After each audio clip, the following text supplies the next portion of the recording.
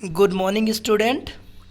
हम लोग चल रहे थे वर्गीकरण चैप्टर के बारे में और थोड़ा सा टफ चैप्टर है, मगर अगर थोड़ा थोड़ा समझते जाएंगे तो आपको आता चला जाएगा। ये शुरुआती चैप्टर है, थोड़ा सा आपको टफ लगेगा, परंतु एक दो बार रिपीट करेंगे तो आपको आ जाएगा और ये आ गया तो आपको लाइफ टाइम हमेशा सहायता प्राप्त होती रहेगी। और हम बार बार कह रहे हैं कि बेटा जो लोग देख रहे हैं, ठीक है, अपने फ्रेंड्स वगैरह को आप लोग ये जो लिंक प्राप्त होती है ना आपको, इसको शेयर कर दिया करें, या तो व्हाट्सअप से शेयर कर दिया करें और या तो यूट्यूब से शेयर कर दिया करें, जैसा भी हो, ताकि लोगों को पता चले बेटा जो लोग घर में बैठे हुए हैं तो अपना पढ़ सकें। ठीक है, चाहे जिस स्कूल का हो, ज़रूरी नहीं है कि अपने स्कूल का हो, कि कहीं का भी हो, तो आप लोग इसको भेज दिया करें। ठीक है, अब चलते हैं। जातियों की संकल्पना। जाति वर्गीकरण की मूलभूत तथा सबसे छोटी, ध्यान देना है कि मूलभूत और सबसे छोटी, फंडामेंटल एवं स्मॉलेस्ट तथा सबसे छोटी तथा जगत सबसे बड़ी इकाई होती है। सबसे छोटी इकाई पूछी जाती है आपकी कि वर्गीकरण की सबसे छोटी इकाई कौन है, तो जाति, क्योंकि हम लोग चलते हैं ना जगत से चलते हैं, ऊपर अपनी हमने पढ़ा था कल, जगत से चलते हैं और जाति तक पहुंचते हैं सबसे नीचे। तो जाति सबसे छोटी इकाई किसकी, वर्गीकरण की। कौन सी, मूलभूत। सबसे छोटी इकाई कौन सी होती है, जाति, और सबसे बड़ी इकाई जगत। ठीक है, इकाई या वर्गक है। ठीक है, आगे देखते हैं।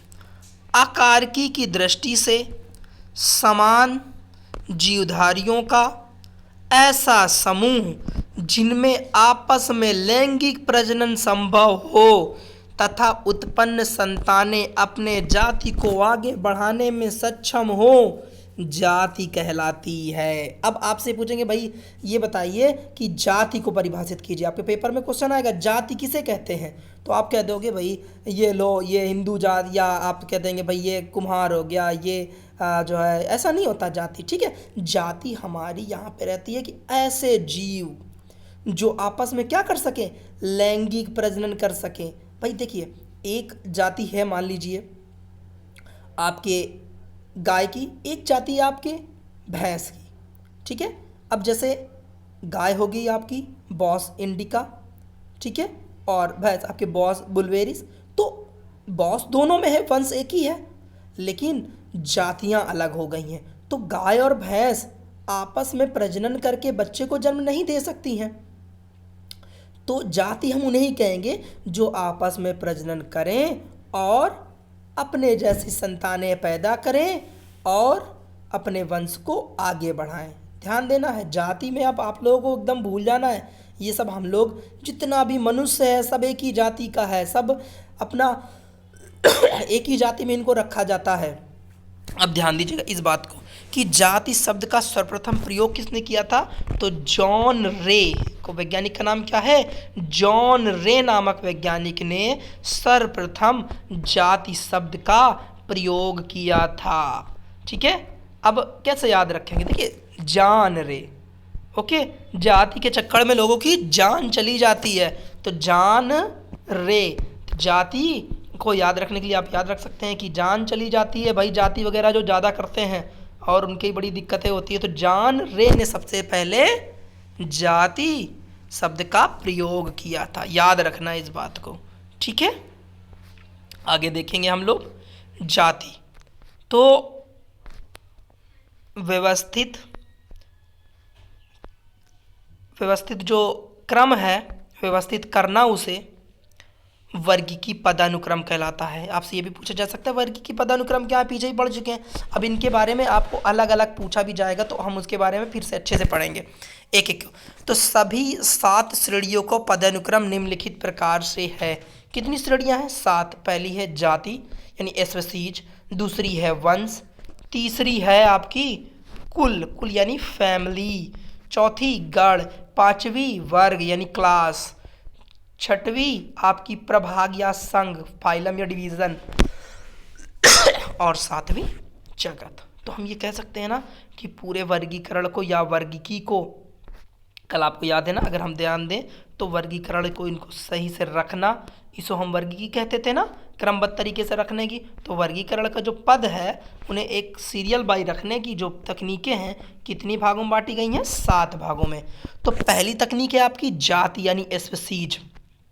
अभी आपको पता है कि सबसे छोटी इकाई होती है, और देखिए आकार की दृष्टि से यानी उसके लक्षण, आकार की मतलब उसका आकार नहीं, उसके लक्षण की दृष्टि से समान जीवधारियों का ऐसा समूह जिसमें पारस्परिक लैंगिक प्रजनन संभव होता है जन जाति कहलाती है। यही बात आप पीछे भी पढ़ चुके हैं और यही बात आपकी फिर से रिपीट हो रही है। बस जाति की संकल्पना में आपको यहाँ पे शॉर्ट था, आप थोड़ा सा लॉन्ग करेंगे कि जाति वर्गीकरण की सबसे छोटी इकाई है, बता चुके हैं।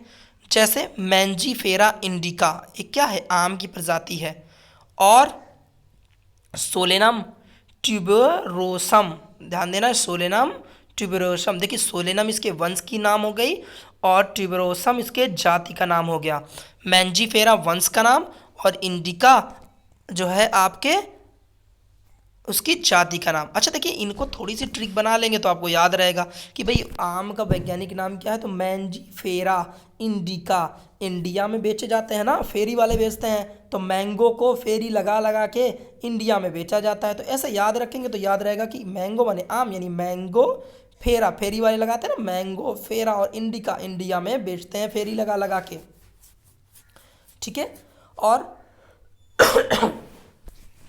आलू का देखो, आलू के लिए आपको ये आपको एक तरीका बताएं हम कि ऐसे आप याद कर सकते हैं, एक ट्रिक बना लिया करिए जिससे याद रहेगा। जैसे सोलेनम ट्यूबरोसम आप बना सकते हैं कि आलू खाने के बाद आराम से सो जाते हैं, सोलेनम ट्यूबरोसम, और ज़्यादा सोने वाले को क्या हो जाता है, ट्यूबर हो जाता है, ट्यूमर हो जाता है। तो सोलेनम ट्यूमर आदू, ये केवल एक ट्रिक है जिससे आप याद रख सकेंगे, सोलेनम ट्यूबरोसम। देखिए आगे क्या है, पैंथेरा लियो, शेर का नाम है पैंथेरा। ऐसा पैंथेरा से क्या साबित हो रहा है, पैंथेरा, ठीक है।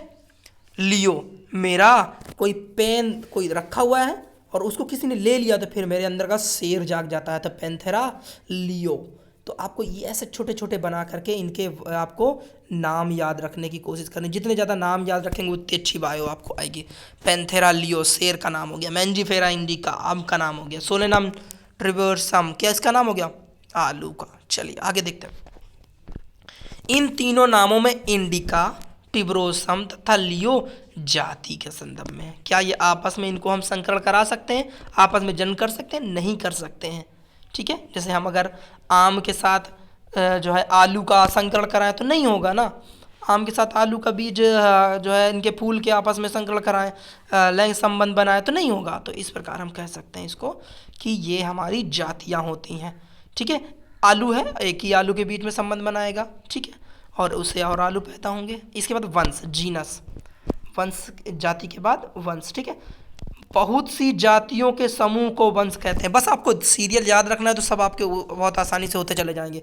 बहुत सी जातियों के समूह को वंश कहते हैं, जैसे शेर, तेंदुआ, चीता, ये सभी क्या हैं, एक ही वंश के हैं। जाति अलग अलग हैं, आपस में लैंगिक संबंध नहीं बना सकते, लेकिन सभी किस्में के हैं, एक ही वंश के हैं।